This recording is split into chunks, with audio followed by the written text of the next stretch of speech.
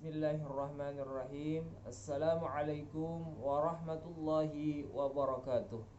Alhamdulillahirabbil alamin wa bihi nasta'in ala umurid dunya waddin. Wassalatu wassalamu ala asyrafil anbiya'i wal mursalin sayyidina wa maulana Muhammadin wa ala alihi wa sahbihi ajma'in. Rabbi shrah li sadri wa yassir li amri wahlul 'uqdatam min lisani yafqahu qawli. Amma ba'd. Alhamdulillah, kita panjatkan rasa puji syukur kehadirat Allah. Hari ini kita melaksanakan pembelajaran ta'lim di SMP Plus Citra Madinatul Ilmi Banjarbaru. Mudah-mudahan kita semua dalam keadaan sehat walafiat dan mendapatkan taufik dan hidayah Allah hingga sama-sama melaksanakan kegiatan ini. Salawat serta salam kita aturkan keharibaan junjungan Nabi besar Muhammad sallallahu alaihi wasallam, karena beliaulah sebagai suri tauladan kita dalam melaksanakan aktivitas kita sehari-hari, baik yang berhubungan dengan hablum minallah, hak kita kepada Allah, hubungan kita kepada Allah, dan hablum minan nas, hubungan kita terhadap sesama makhluk ataupun sesama manusia. Pada kesempatan kali ini kita akan membahas pembelajaran ta'lim, yaitu tentang fikih. Nah, fikih.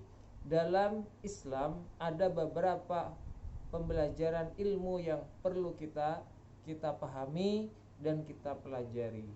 Ada salah satunya yaitu yang berhubungan dengan ibadah kita kepada Allah, yaitu rutinitas kita baik kepada Allah, juga bagaimana pergaulan kita kepada sesama makhluk.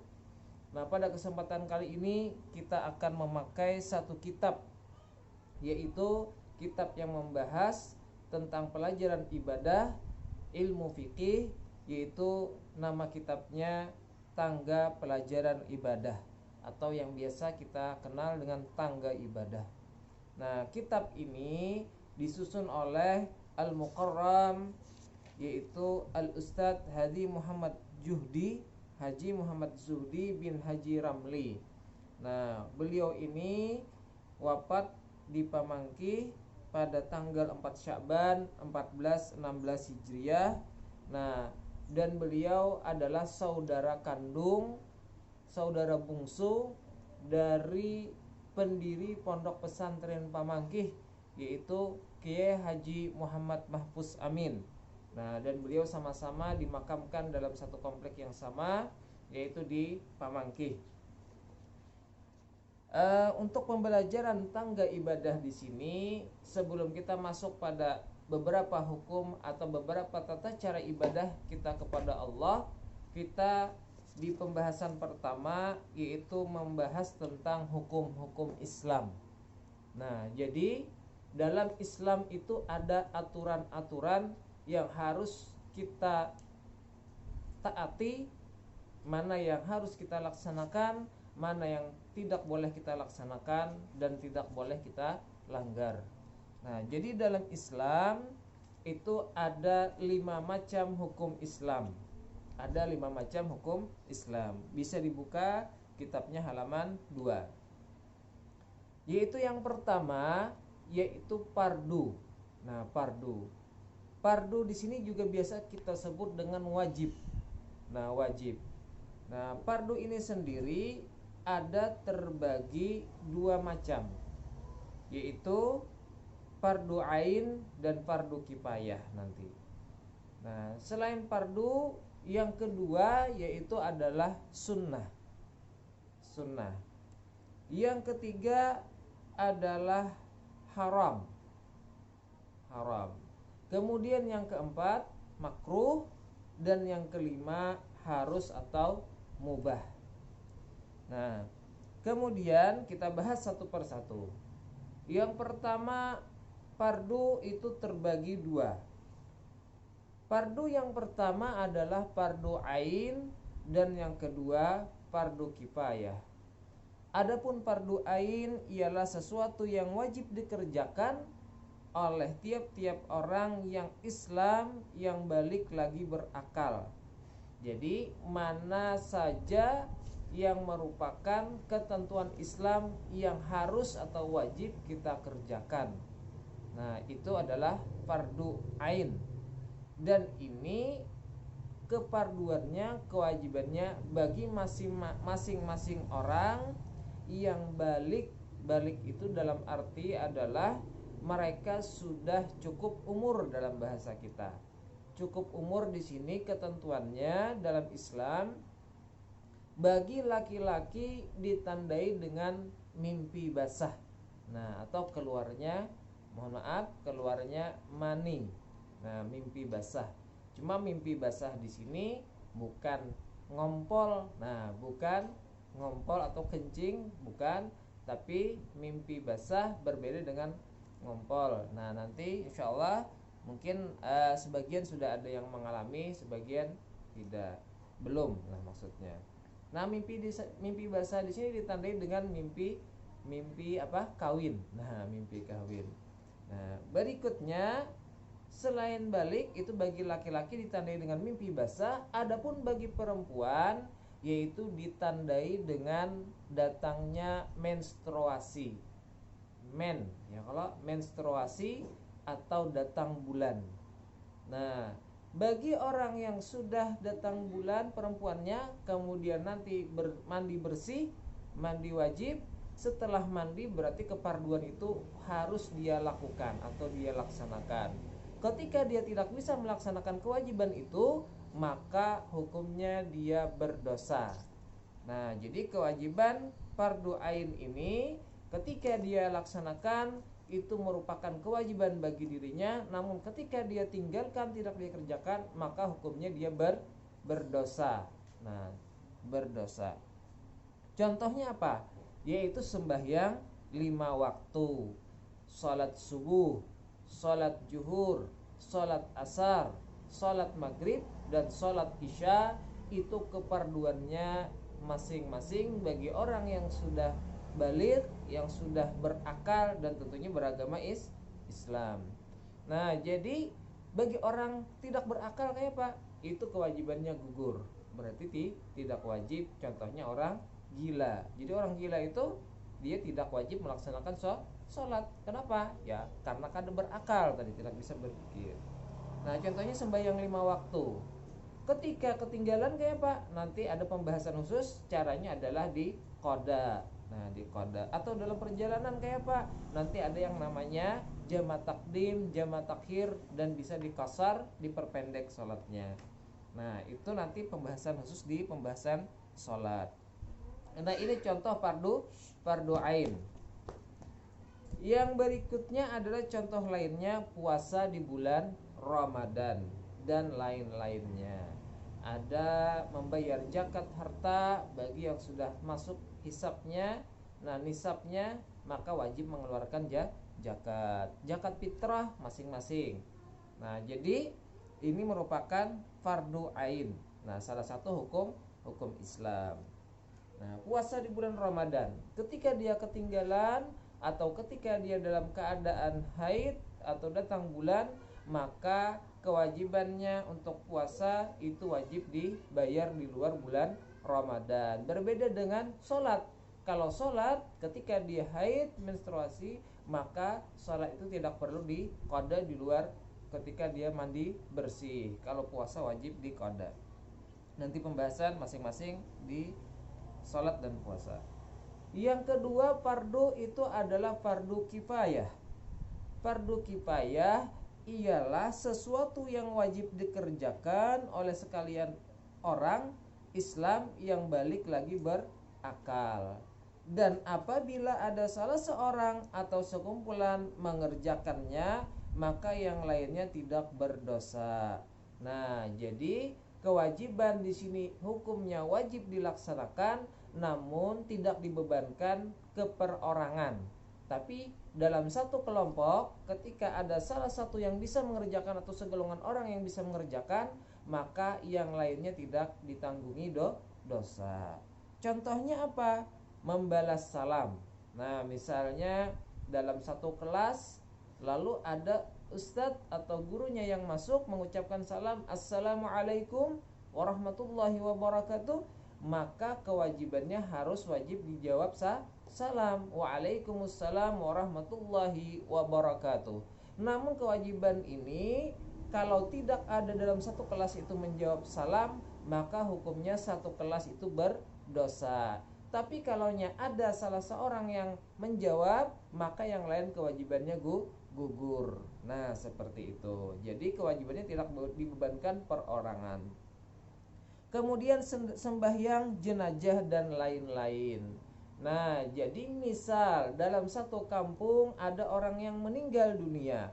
Lalu orang yang meninggal dunia tadi tidak ada yang menyolatkan, tidak ada yang memandikan, tidak ada yang mengkafani, atau tidak ada yang bisa mengerjakan itu semua, maka satu kampung itu hukumnya berdosa karena kewajibannya fardu kifayah. Jadi kalau ada satu orang yang bisa merawat jenazah tersebut, menyolatkan jenazah tersebut, bisa melaksanakan kewajiban kita terhadap sesama mayit pak jenazah yang sesama muslim yang meninggal dunia, maka kewajiban satu kampung itu menjadi gugur. Nah, itu fardu ain dan fardu kifayah. Jadi bedanya sama-sama wajib, namun berbeda di kewajiban perorangan dan kewajiban perwakilan dari perkelompok tadi. Itu antara fardu ain dan fardu kifayah. Kemudian yang kedua, sunnah. Sunnah yaitu apabila dikerjakan akan mendapatkan pahala dan ditinggalkan tidak berdosa. Jadi ketika kita kerjakan kita akan mendapatkan pahala dari Allah, namun ketika tidak kita kerjakan maka kita tidak mendapatkan dosa. Nah, contohnya apa? Yaitu tadarus Al-Qur'an. Di sini disebutkan mandaras. Mandaras itu artinya tadarus Al-Qur'an. Kemudian sembahyang tarawih dan lain-lainnya. Di antaranya lagi puasa sunnah Senin Kamis. Nah, jadi banyak ibadah-ibadah sunnah di sini. Jadi ketika kita kerjakan maka itu akan mendapatkan pahala bagi diri kita. Nah, jadi ketika kita tinggalkan kayak apa? Kita tinggalkan tidak berdosa. Itu adalah sunnah. Sunnah di sini nanti ada sunnah muakkad juga. Nah, sunnah muakkad itu artinya perintahnya itu jelas dan perintahnya lebih kuat. Nah, artinya kewajiban sunnahnya tadi itu sangat baik atau sangat bagus kita laksanakan. Kemudian yang berikutnya, yang ketiga adalah haram. Haram adalah apabila dikerjakan mendapat dosa dan ditinggalkan akan mendapat pahala. Nah, jadi mendapatkan dosa ketika kita kerjakan, mendapatkan pahala ketika kita tinggalkan. Berarti di sini dalam Islam ini adanya larangan untuk melakukan perbuatan itu. Nah, karena dalam Islam sebenarnya hukum awal segala sesuatu itu adalah mubah, boleh dilakukan. Namun ketika datang perintah maka kewajiban hukum itu adalah wajib. Ketika ada datang larangan maka kewajiban itu perbuatan itu dihukumkan haram. Nah, seperti itu. Contoh perbuatan yang haram apa? Yaitu merampok, atau mencuri, kemudian berzina, minum arak atau minum minuman keras atau sejenisnya yang memabukkan dan lain-lain. Nah, jadi segala sesuatu yang ada nas larangannya di Al-Qur'an maupun di hadis, maka itu tidak boleh kita laksanakan atau kita kerjakan. Ketika kita kerjakan, maka kita akan mendapatkan dosa dan hukuman dari Allah nanti di akhirat kelak. Nah, adapun apa yang dilarang Allah itu sebenarnya semua ada mudaratnya, ada dampaknya yang mungkin kita tidak ketahui. Dan bahkan sebenarnya dari penelitian beberapa ilmu kedokteran dan itu sudah terbukti. Misal, kenapa daging babi misalnya diharamkan? Ternyata di situ ada bakteri yang bisa membawa kita hal-hal yang mudarat bagi tubuh kita. Kemudian kenapa minum minuman keras itu diharamkan? Karena setiap minuman keras itu akan memutus saraf-saraf otak kita. Akhirnya ketika orang minum minuman keras, apapun akan dia lakukan. Jadi apa yang menjadi larangan Allah sebenarnya ada yang menjadi mudarat bagi diri kita yang bisa membawa istilah mudarat itu bahaya bagi tubuh kita. Nah, seperti itu. Kemudian yang berikutnya makruh.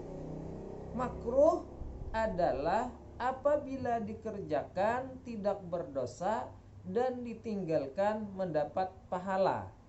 Nah, jadi makruh di sini dia mengerjakan maka tidak berdosa hukumnya.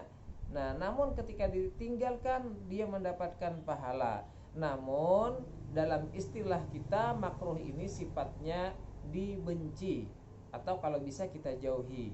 Artinya tidak disukai. Nah, ini maksud makruh di sini. Contohnya apa? Yaitu tidur sesudah sembahyang asar. Nah, itu hukumnya makruh. Kenapa? Nah, kita biasa coba kita mengalami sendiri. Kita coba tidur misalnya setelah sholat asar, ternyata bangun setelah sholat maghrib. Nah, sudah malam hari biasanya kita agak linglung. Nah, karena itu merusak saraf kita juga. Nah, agak linglung biasanya. Makanya itu mudarat dari kenapa kita dilarang untuk tidur sesudah sembahyang asar. Kemudian berkata-kata waktu buang air dan lain-lain. Nah, jadi usahakan ketika buang air, ketika buang hajat jangan sambil berbicara. Kalau kawan dihiga misalnya bawa ngobrol, nah tidak usah kita ladeni. Nah, kita tidak usah kita balas ngobrol. Apalagi kawan mengucap salam, nah tidak perlu kewajiban menjawab salam itu gugur karena kita dalam keadaan lagi buang hajat. Kemudian misalnya lagi hal-hal yang dibenci atau yang tidak disukai adalah kita memakan yang bisa menjadikan mulut kita berbau tidak enak. Misal memakan bawang mentah. Nah, bawang mentah lalu kita konsumsi dan itu menimbulkan bau yang tidak enak. Nah, itu juga hukumnya makruh. Nah, jadi ini kalau bisa kita jauhi. Ketika kita menjauhi, insya Allah kita akan mendapatkan pahala dari Allah. Yang berikutnya, yang terakhir adalah harus atau mubah. Mubah, yaitu dalam bahasa kita disebut dengan boleh, tidak dilarang dan tidak diperintahkan.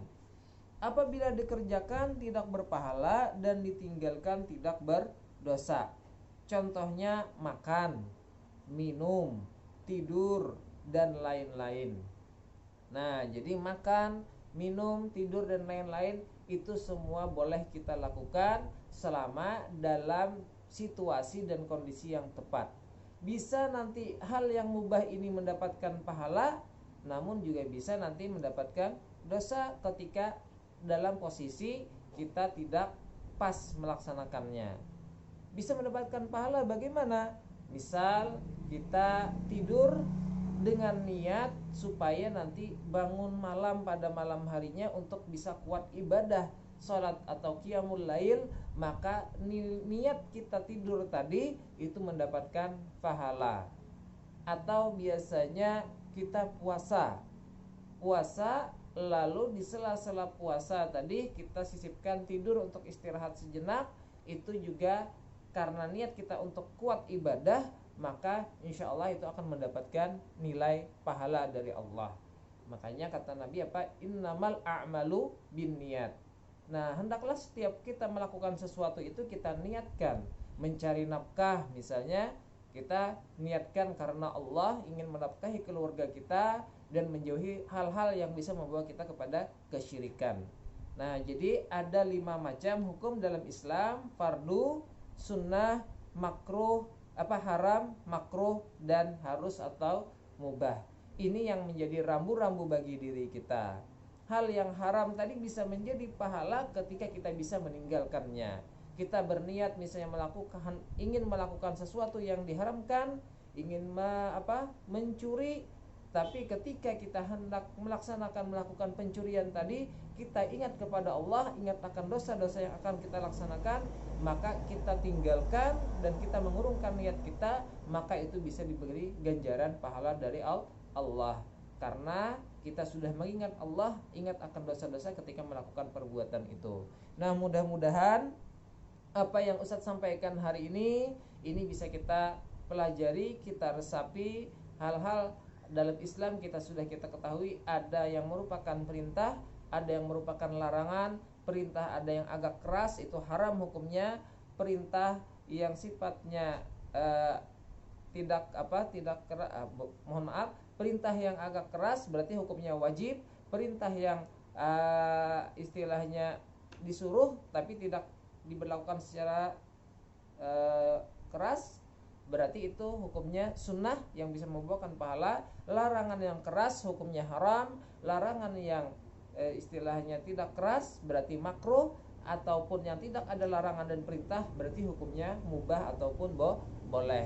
Nah, mudah-mudahan apa yang Ustaz sampaikan di sini mudah-mudahan bisa kita sama-sama laksanakan, kita jalankan dalam kehidupan kita sehari-hari. Wal afu minkum billahi taufiq wal hidayah. Assalamualaikum warahmatullahi wabarakatuh.